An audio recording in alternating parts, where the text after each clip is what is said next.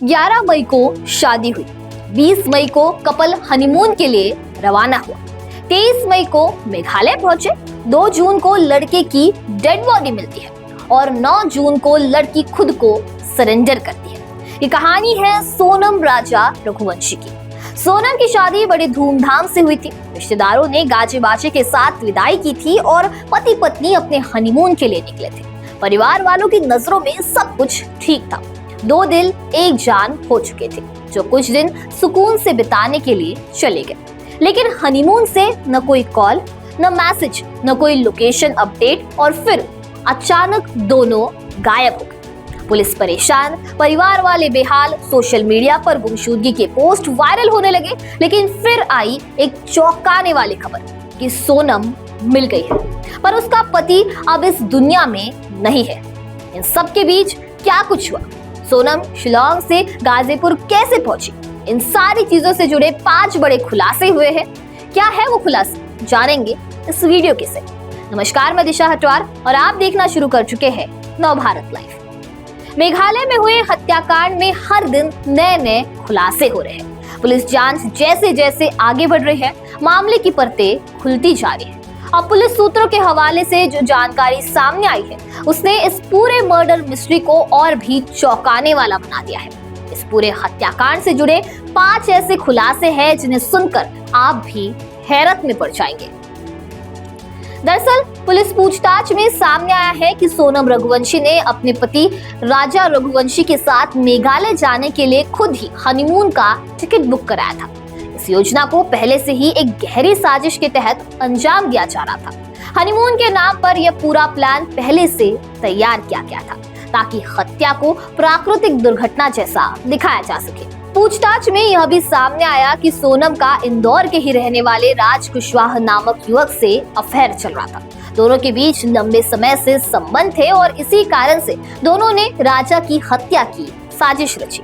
Police ने राज कुशवाहा को भी गिरफ्तार कर लिया है। जांच एजेंसियों ने अब दोनों के बीच की बातचीत, फोन कॉल्स और चैट्स की भी गहराई से जांच कर रही है।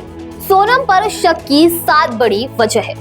पहली, राजा की जानकारी राजा के परिवार को नहीं थी। राजा की जान चली गई पर वह पूरी तरह से सुरक्षित रही।